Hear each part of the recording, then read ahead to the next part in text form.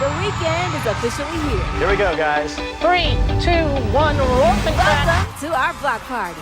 Here they are, Betsy Britt, the homie Brim, and that boy, Bert at Law. Now let's get things started with your host, Twan the Dog. Good morning, and thank you so much for watching. It is one exhausting Saturday morning. I'm live from Dallas-Fort Worth, and we are live inside of the Don's Den. I'm Twan the Don. Good morning, everybody. What's up, y'all boys? It's Brim Low. Twan, you better wake your ass up. I'm trying, dog. It's real out here this morning. Wake it up, man. Bert and Law, y'all. Good morning. How y'all doing? Here with the inside scoop, she's got the celebrity dish. Let's take a bite with Bestie Britt. Hi, my name is Brittany Finch. Hey guys, good morning. So this week has been full-time election, everything focused on elections. So one of my questions that I really wanted to talk about, and also the story, is basically about Lil Wayne and his girlfriend breaking up due to political differences.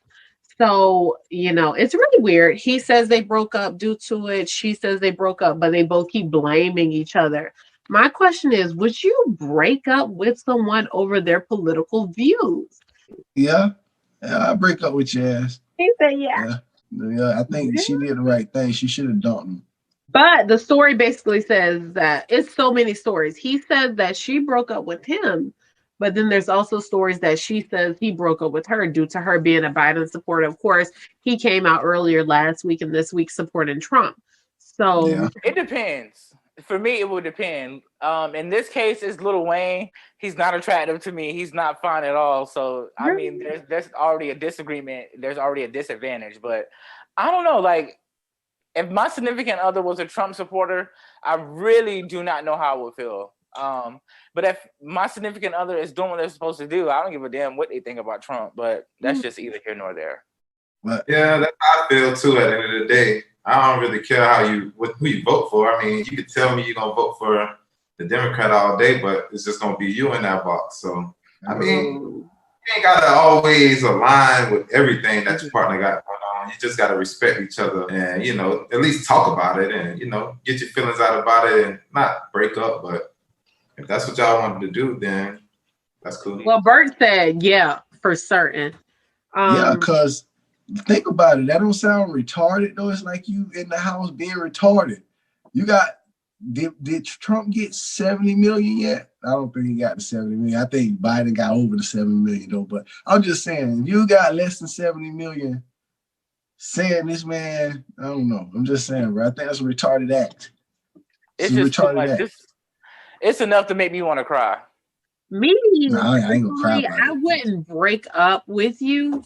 I would maybe look at you a little different, but not break up per se. But I mean, I feel everyone's entitled to their opinions, but depending on how much so you go in on being a Trump supporter would be maybe I need to walk away from this man. I don't know this man no more. Sorry to this man.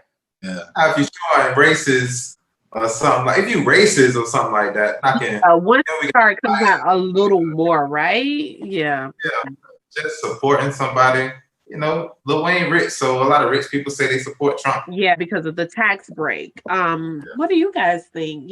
Comment below, let us know, because it's been a lot of talk, honey. Denise said she broke up with Lil Wayne. Lil Wayne said he broke up with her. So who broke up with who? We need to know. Hey, Twan, so what's up with your bro? Who that? That boy Wendy. I've been tweaking again. Listen, I am not doing this. I wanted to talk about it so bad last week, but I really do feel bad. So we had our own not so spooky Halloween special, but my girl was really wilding on Halloween. I'll show you how we're gonna do this one. The pipe cleaners I made as fancy eyelashes. I know a pipe cleaner. Is Wendy Williams okay? Really? That's the question that's continuously being asked after multiple train wrecks of live shows. Now, here's Wendy! The 56-year-old talk show host was last seen with a out-of-space look in her eyes. Hey, wait! You better lay low. I mean, Wendy is continuously having moments of awkward silence during her show.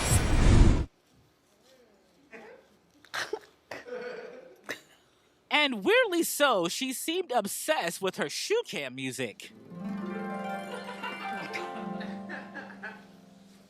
82 kilometers later.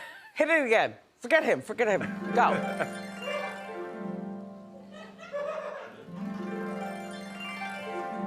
Come on.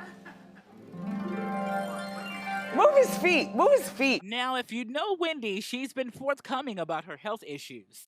My thyroid has been totally cattywampus. She's also been afflicted with the autoimmune disorder Graves' disease. I was diagnosed 19 years ago, and all 19 years, Dr. Oz, everything's been under control. She famously fainted during her Halloween special back in 2017. It was scary. And just about a year ago, she brought us up to speed with her continued struggle with cocaine. I have been living in a sober house. And you know I've had a struggle with cocaine in my past. And I never went to a place to get the treatment. Adele. Days following her crackish behavior, Wendy, low-key, addressed her viewers' concerns. I guess every day is not perfect, but I'm not a perfectionist. I'm not perfect.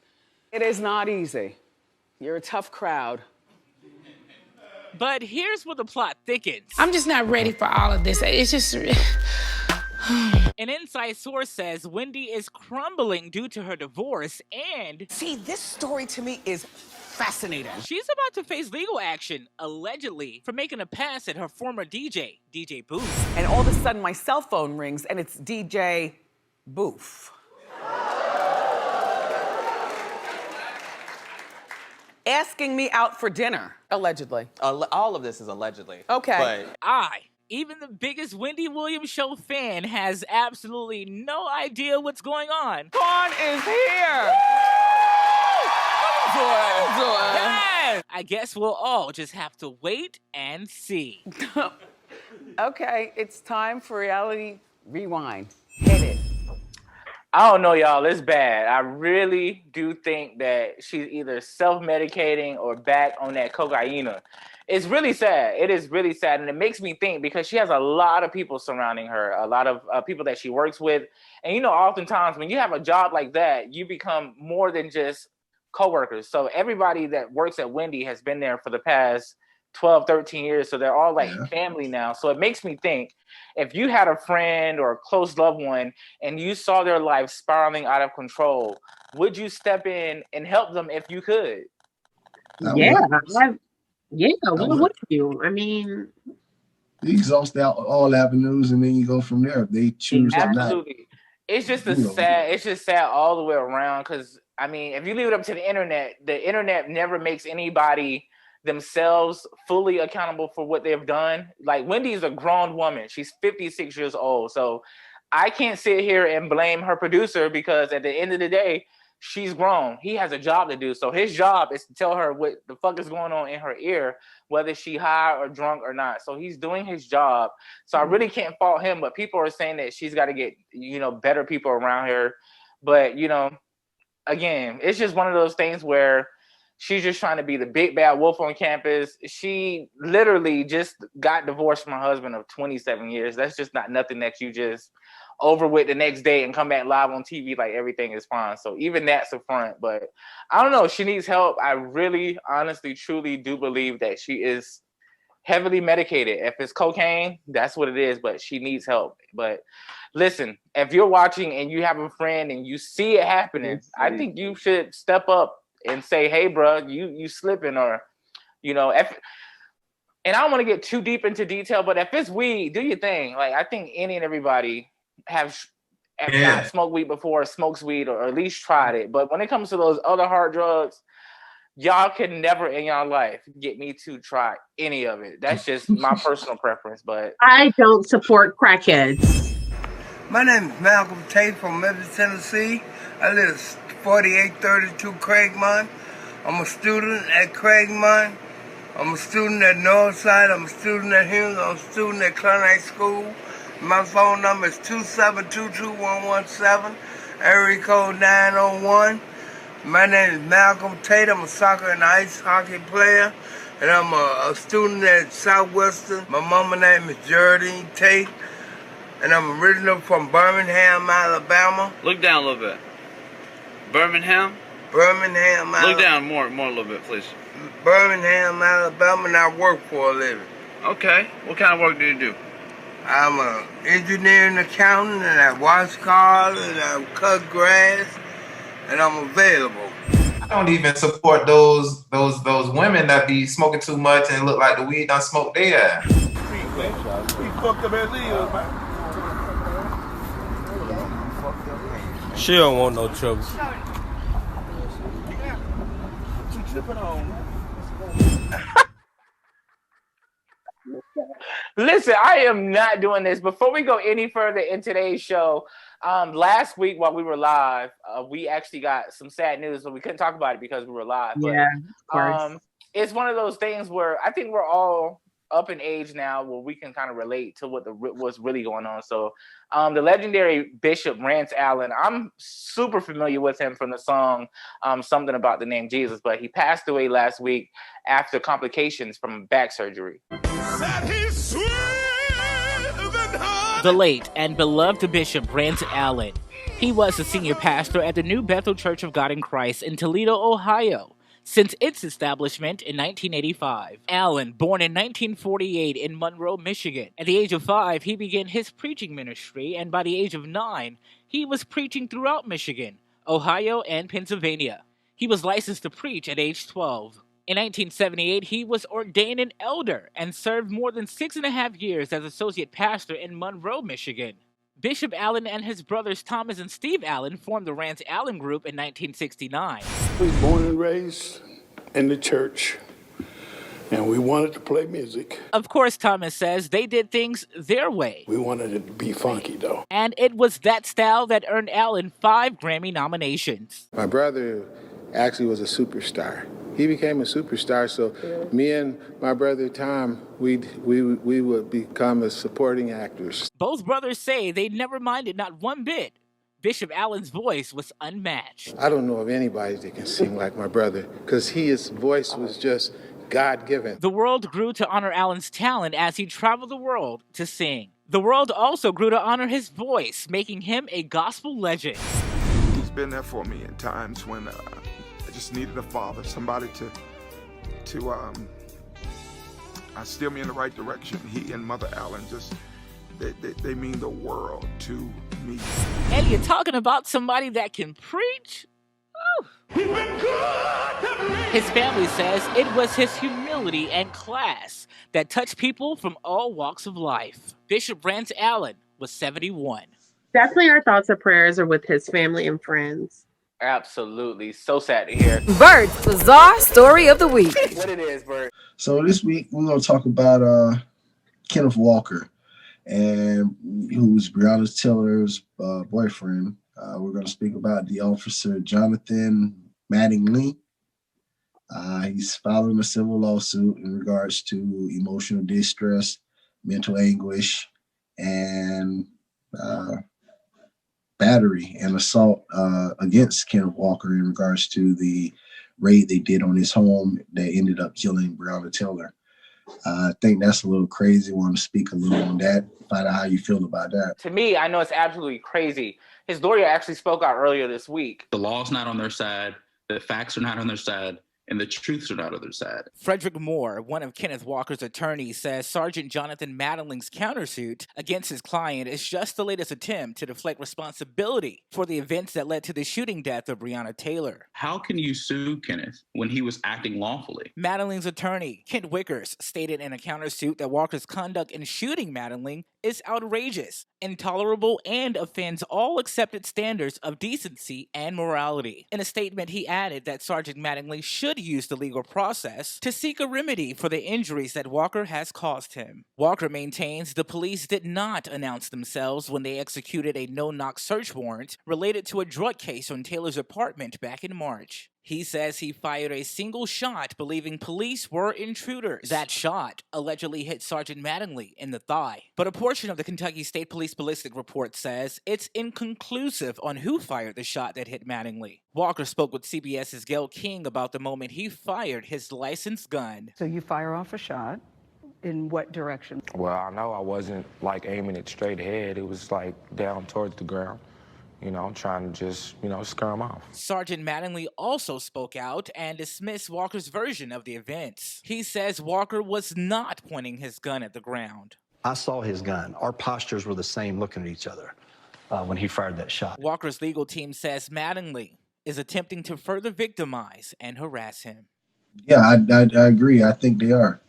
I believe it's just a tactic to get around the courts and just to bother his family. I think it's ridiculous at this point, with not only it being so public, it is just insensitive just in terms of what happened. Losing the life of Breonna, it was definitely for certain that no one, even while she was still alive on the floor, no one took care of her. And he was shocked. It was the middle of the night. Somebody come banging on the door, this and that. You are going to protect the home that you reside in. Absolutely. It's just stupid at this point to me. It's just like tick for tack.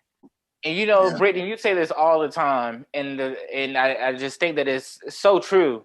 I think the main reason why we're all so affected by Breonna Taylor and everything that's involved with her is because she was one of us, no matter how the media may try to swing it. But Brittany always brings that to my attention. Like, if it's a picture, of a picture of Breonna or her and her boyfriend or whatever, Brittany's just like, damn, Twan, she was really one of us. And the more I hear it from you, Brittany, the more I really realize that Breonna Taylor, like, all jokes aside, and the reality of it is that she was really one of us. So I think that's why we feel the way that we feel about everything. But Brim, what are your thoughts on it?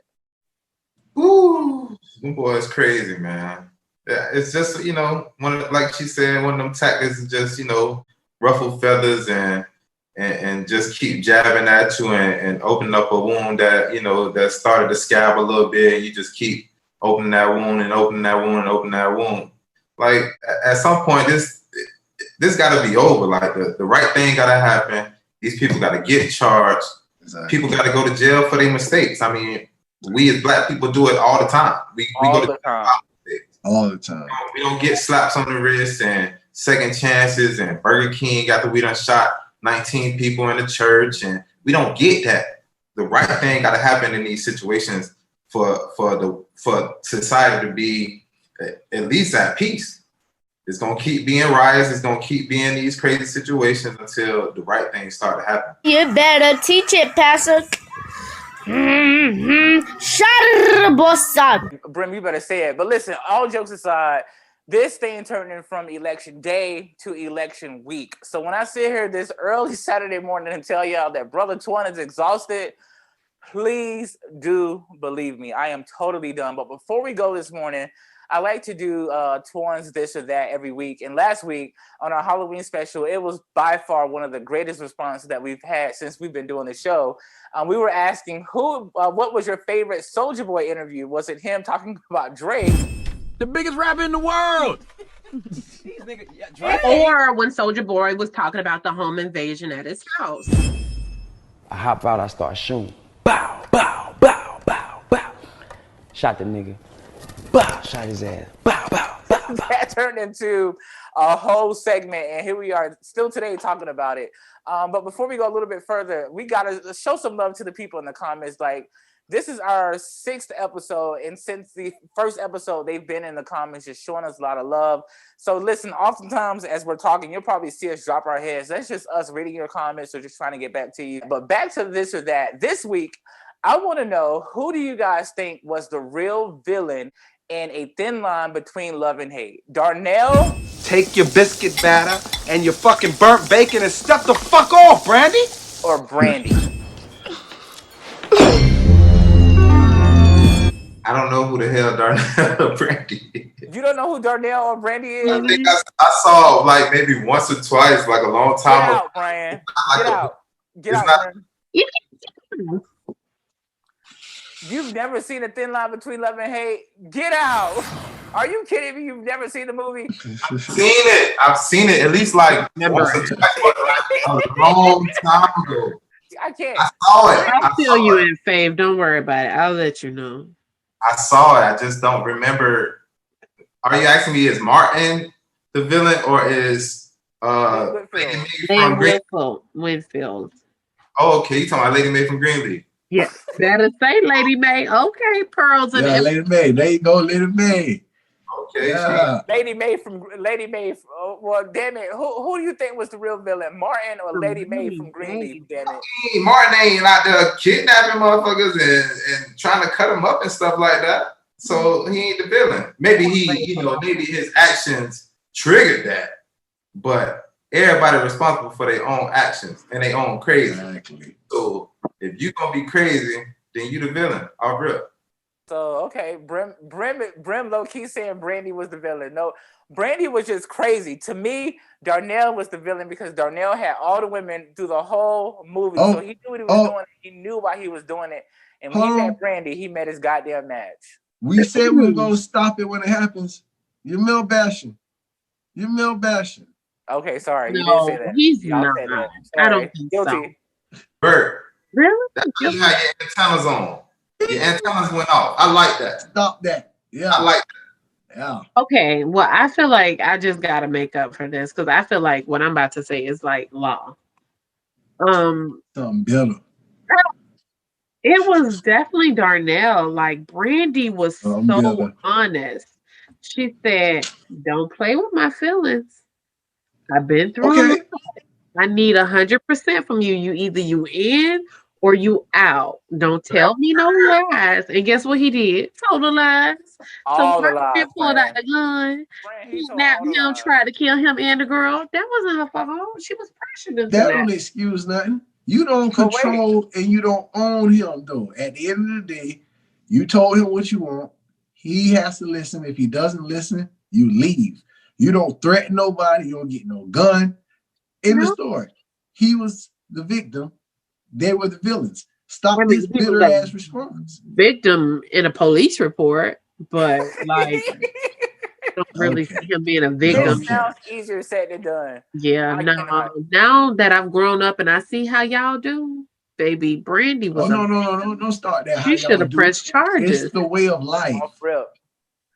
But I did know that bitch was crazy when she got all those damn pool balls and injured herself. I was like, okay, yeah, she real crazy. Ain't not one nigga I know. Come on. Nope, yeah, not she on went that. a lot of far, but I mean, he drove her to a certain extent. No, stop. I agree. Stop. Nobody. But she was damn near crazy already. What'd you say, Bert? Was he an Uber? She said he drove her. Was he an Uber or a Lyft? I don't think his name was Lyft or Uber. It was Darnell. I'm not doing this. Girl. Listen, can we go? I am about to take the biggest nap ever. Super shout out to my cousin. She's in town for the weekend. My cousin Tanya. What's up, Tanya? Yo. Again, thank y'all so much. I am really hoping and praying. I think at this point we've all been glued to the TV. I turned my phone off. I can't get to the internet right now while I'm on the internet. So I don't know. I'm just hoping and praying for a positive outcome. That's a lie. My boy Biden got it, bro. It's a lie. And I see Biden shooting him head off. Cause he ain't finna leave the White House. Biden gonna be right at the front door, like, bro, just shoot me one, bro. That's the thing, man. I don't want to really dwell in Trump's demise, but it is about to be one funny weekend and all next week with the memes. And oh my God, I just can't wait to just sit back and laugh because the internet is undefeated. First White House eviction. See what I'm saying? This nigga right here is the internet. But listen, it is time for us to get out of here because I just want to take a nap. You can follow us any and everywhere on social media. We're on Instagram at In the Don's Den. We're right here on Facebook at Don's Den Show. Of course, you can follow all of us, Bikes with Bestie Britt, at Brim to the Low, and of course, the homie Bert at Law, and me at Twan the Don. We're all over social media. Again, thank you guys so much. I appreciate y'all, and we'll do this thing next Saturday. Anything y'all got to say before we bounce up out of here? Peace and love. Peace and love and hair grease. And that's what it is. I'm Twan the Don, and this is the Don's Den.